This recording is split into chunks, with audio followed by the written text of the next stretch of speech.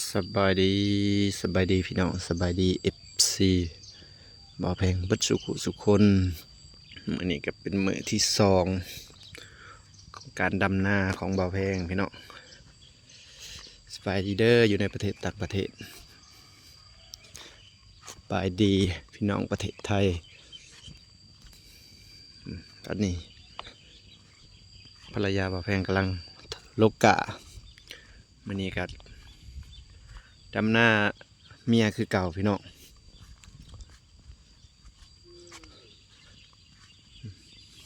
เมื่อวานนี่ดำได้หลายเติบพี่น้องเอ้ยโอ้แมนเบิดแหละแต่ผู้ลงมานี่ลกกะออกแล้วก็สิดำตะกะ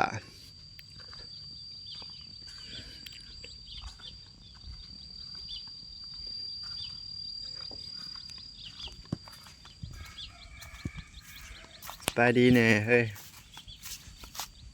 ไปดีพี่น้องลกกะมือสุดท้ายมือนี้เดือนหน้า3 ไห่ บรรยากาศยามเช้าๆเย็นสบายพี่น้องเย็นสบายลูกสาวนาพี่น้องคำมันแดดกับฮ้อนสิตายลูกสาวนา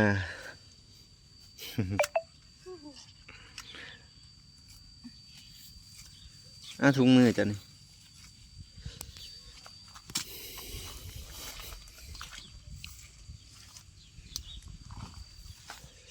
บรรยากาศทุ่งนาเงียบสงัดเลยมื้อนี้ผลก็ดีเห็ดก็ออกหลายพี่น้องบ่แพงบ่มีเวลาไปหาเขา เดี๋ยวก็มีเวลาเลยแต่มีไปแล้วกันอย่าเลยไปกินข้าว กาดำนา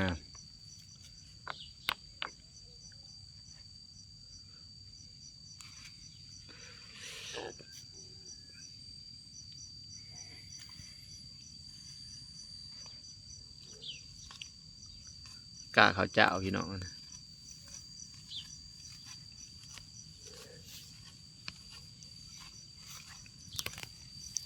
ลุกไวๆลุกไวๆมีเวลาเนี่ยได้เลยหน้าหยายังลายอยู่ หน้าใหญ่อ้วนหยายังลายอยู่เพ่งเห็ดหลายทงพี่น้องจักหน้าเจะคล้าของจักหน้าเมียบัดนี่ตายแท้ๆดีแต่หวานเนี่ยพี่น้องข้าวหวานไม่เท่าบ่แพง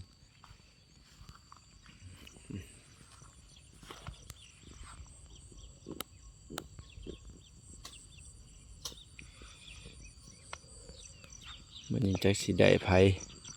มาดำซอย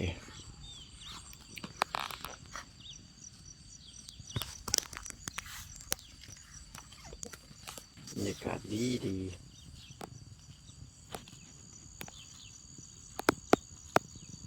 วันเจ็บขาปวดแอวพี่น้องเกือบบรอดเบาแพงกันเลยดำหน้าบือแรกทั้งปวดแอวทั้งเจ็บขาเศร้าเจ็บอยู่เลย เศร้าเจ็บนะ มันไหนเลยดิ ท่านในดอกจนนั้นมันก็เจ็บอีก ตะกะไทยหักคอดำเลย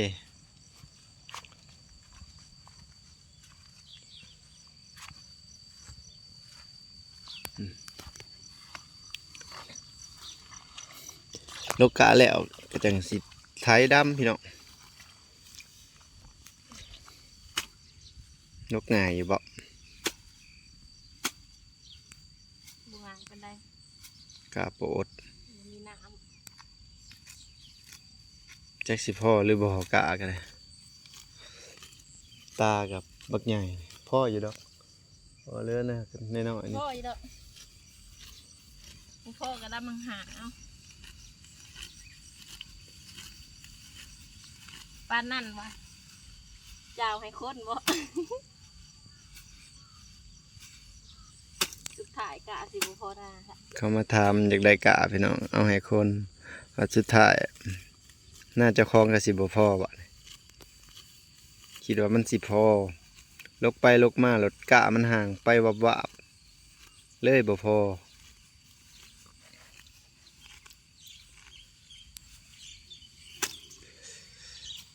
บรรยากาศทงหน้าทางบ้านบ่แพง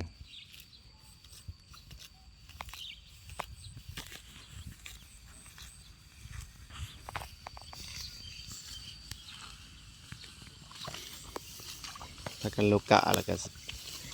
ดำต่อ ลบออกจากตากระดำตา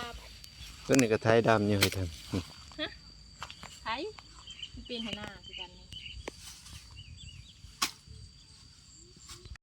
ำตอนนี้ผู้ซอยเบาแพงก็ได้มาหอดแล้วผู้ซอยเทิร์นกับผู้ซอยแม็กพี่น้องเมื่อวานนี้มาบ่หอดพี่น้องหัวเทียนบอดกลางทางเบาแม็กกับเบาเทิร์นจักไปขี่รถได้นะจนหัวเทียนบอด นี่แต่คนบ่บอดน้ำยังวะนะโอ้ตัวแม็กดำหน้าอันตรายเลยแม็กคักเว้ยเสมอกันจิตเลยต้นกะไปใจเนี่ยได้เสมอบรรยากาศพี่น้องบรรยากาศเป็นตาเล่นบุญบังไฟ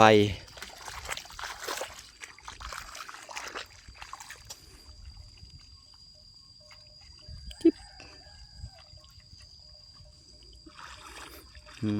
น้องมาเด้อมาเล่นขี้ต้มนำกันเด้อพี่น้องเด้อเบิดสุขุสุคนอย่าหาว่าบ่อแพงขี้คุยเด้อพี่น้องเด้อดำหน้าบ่ห้อง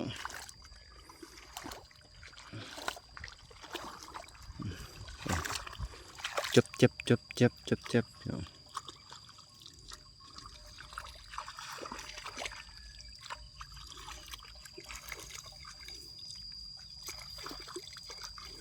บรร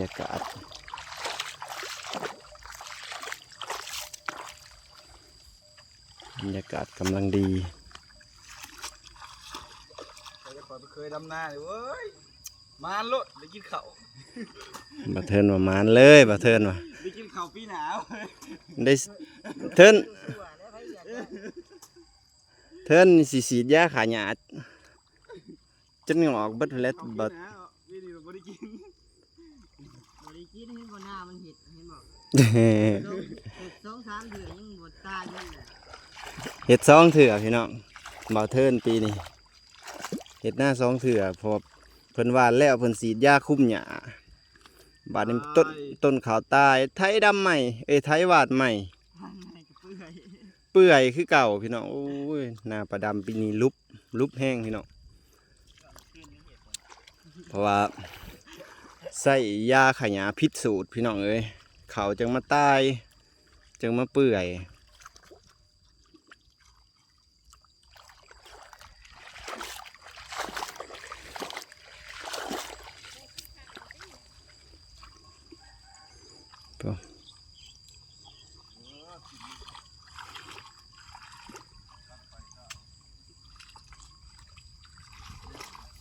ดำ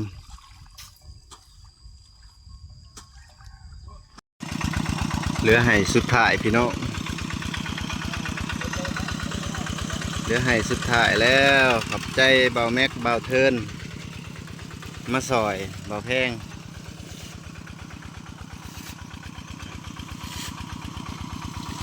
ให้สุดท้ายแล้วนะพอเฒ่าเบาแพง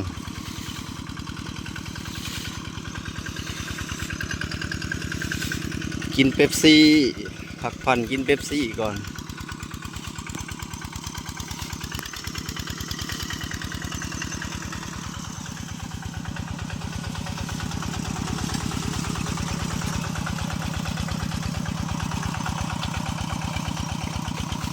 สุดท้ายถ่ายสูดตากาพี่น้อง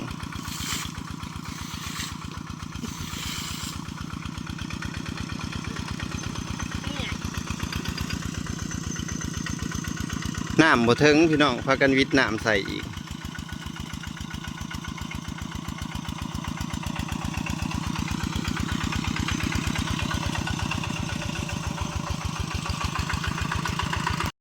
ถ ปิดจ็อบพี่น้อง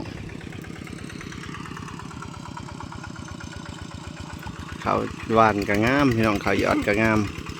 ตัวนี้เป็นนาโนนเพิ่นเลยบ่ได้อันหวานเบิดนาโนนมันบ่มีน้ำพี่น้องหญ้ามันหลายแล้วเพิ่นบ่ได้หวานดำเอาจงไว้ดำเอาส่วนหน้าบ่อแพงนี่ยอดเบิดผู้ให้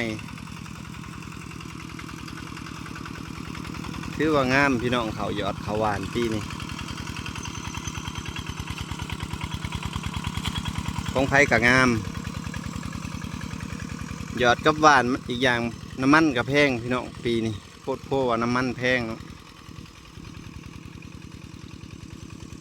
หวานเอากับได้ไทยเถื่อเดียวนะพี่น้องบัดดำนี่ลายเถื่อโพดไทยหุดไทยขดมาขาดอีกเปลืองน้ำมันถ้าเฮาหวานเฮาหยอดเอายังว่ารอบเดียวจบพี่น้อง